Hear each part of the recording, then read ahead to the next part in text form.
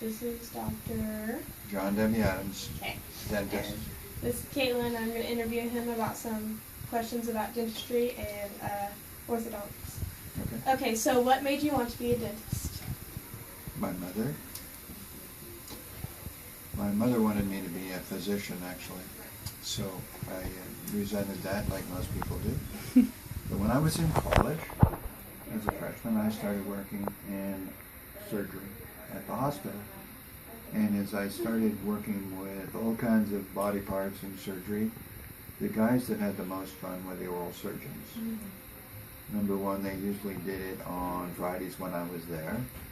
They weren't as serious because you weren't going to worry about getting an infection in your heart, just taking out a wisdom tooth. Plus, as a 17-year-old young boy, I thought it was cool because he worked on a lot of 18-year-old women taking out the wisdom tooth. So that was an intriguing thought. And then one of my dad's best friends had a son that was working there for the summer, and he was a third-year dental student up at Northwestern. And he told me all the cool things that he got to do as a dental student and was looking forward to doing as a dentist. So that's when I decided I would want to be a dentist. That's interesting. That's cool. What school did you attend? Well, I went to Wichita State University for college. I was actually working on a master's degree in microbiology. And when I applied to dental school, I got accepted to the University of Missouri at Kansas City, where I went to school there. So you just stayed around this area then? Yeah. I grew up in Wichita and thought I would go back there. But decided, because my aunt lived here and she loved this town, that I would come check out Salina and fell in love with Salina. Cool. So you just went for dentistry. Did you, because you do ortho, right? You do some ortho. Right. Have you had to take any continuing education or any extra classes on ortho? Yeah, they don't teach you orthodontics in dental school. In fact, they gave me a very thick book, and at the end of the semester, it was still in its plastic wrapper. It had never been opened. The guide said, if you have any orthodontic problems when you see them in practice, send them to the orthodontist. But there are a number of people who give courses on weekends, and a guy named Skip Truitt was a general dentist who believed that general dentists could do orthodontics. So he's the one who started presenting courses that said anybody could learn to do it. And the other frustrating thing that caused me to go into orthodontics was, after learning from Skip Truitt that you can prepare a 7 or 8-year-old to get braces by moving some of the bone structure around and aligning it to eliminate crowding early on, they should be able to go into braces very easily. But the orthodontist here in Salina was continuing to pull teeth even though there wasn't a need for it. So I said, well, I'm just going to put braces on those kids myself. So I started doing removable things first, and then started doing brackets later on. And there's a guy named Bob Gallagher who's usually a very good system. So we would go 2 or 3 days every 3 months. And at the end, you had an equivalent of a master's degree in the number of hours you spent. Was it pretty easy to pick up that information since you already had an intro to dentistry and then? Because it's based on what you see when you're done. Mm-hmm. It's sort of like a carpenter going into a room and imagining what it would look like when everything was done. If you walked in the middle of that, it would look chaotic. If you looked at it as an outside observer without a deep understanding of the structure and functions that go on, you probably wouldn't see how you could get to it. Mm-hmm. So it's mainly a matter of perception and experience. So just some extra classes you took to... Yeah, I spent also a lot of time in a study club. We hired a professional orthodontic instructor who would get together with us every 6 or 8 weeks for 2 days, and he would give us classroom type of instruction. And so that's where we got a lot of it. There was 25 of us, and we'd talk about the cases we were working on too. So it was more of a group? Yeah. Oh, that's cool. What qualities do you look for in your own dentist? In my own dentist? Yes. Well, somebody that I have seen their work and know that they do a really competent job. I saw a lot of dentistry done in my classes by guys that didn't know what they were doing.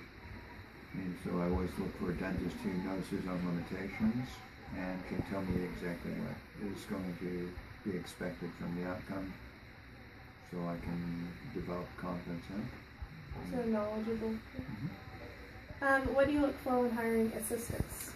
Well, I first of all look for a great attitude, because I cannot train an attitude. I can teach a lot of the basic skills, holding instruments, anticipating needs, but if the attitude of wanting to learn every single day, wanting to make it a better experience for the patient, caring about the patient above all else, those are the traits that I would look for. Somebody that's dependable, shows up on time, commits to being here, and then shows up, gets the job done right with a minimum of supervision, takes correction. How do you feel about hiring just assistants off the street instead of assistants who go through school? Well, a huge benefit of having a student that's been through the dental listing program is that they have some basic understanding of the general dental terminology, and they have been shown a number of different offices so that they learn that there's a lot of different ways to do things.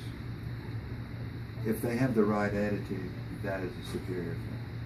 But I've found that if I have a person with an awesome attitude and no dental experience, they will make a better employee than a girl who's graduated from the Votech but her attitude is bad. Mm-hmm. So if you had two people almost equal but great attitudes, the one that's gone to the assistant program is going to be a better fit because they will be faster at training. Can you clarify what the difference is between a dentist and an orthodontist? Well, any dentist in the state of Kansas that has a dental license can do any authorized dental procedure. There's no limitation in the state law that says you cannot do this or you cannot do that in terms of a general dentist. There's a scope of practice. So anybody can be an orthodontist. If you put on braces, you're an orthodontist. However, when you go out and put a piece of paper up or put a sign up that says you're an orthodontist, the state says by calling yourself an orthodontist in advertisement, you cannot do general dentistry. You have to limit yourself just to the scope of orthodontic practice. So anybody can do orthodontics. Anybody can be an orthodontist, but only those who advertise that they are orthodontists can limit their practice and then by law have to. Now, if you're an orthodontist and you want to do general dentistry, then you have to stop saying that you're an orthodontist. You can say you do orthodontics, but you can't call yourself an orthodontist in a direct advertisement. Also, there's another formal designation. An orthodontist has gone to a formal training program and received a master's degree from that school. So those people like to call themselves orthodontists. They're the ones that would limit their practices to only doing orthodontics. They can't do fillings, they can't do extractions, they can't do crowns.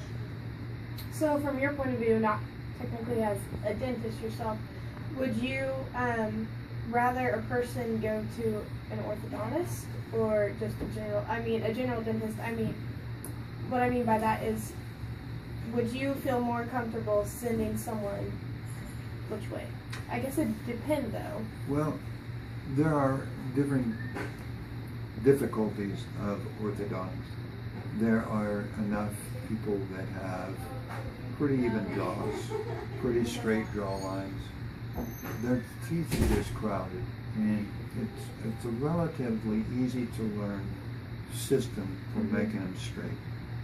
You have to be aware of alignment of the roots. You have to be aware of the position of the front and back teeth. And as long as you're not superseding any of the normal parameters for a healthy bite, anybody pretty much can learn to do it. Now, there's other systems that the more complicated you get, the more experience you should have.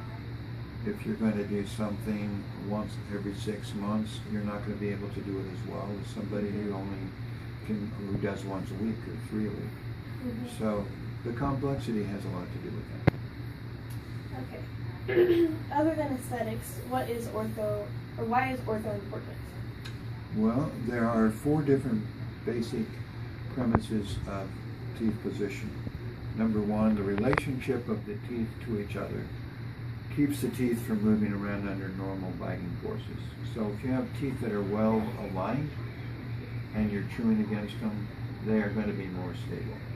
Number 2, when you have teeth that are properly positioned away from each other, shoulder to shoulder, not stomach to back, the gum tissue and the bone structure below them is going to be easier to maintain and much healthier. So you'll prevent periodontal problems. Number 3, sometimes there are teeth that are not positioned against the top teeth or the bottom teeth correctly. The bite is off. So you want to position it so that the peak of one tooth fits into the valley of the tooth across from it. And then the 4th reason would be so that handsome young females and males look good. Okay.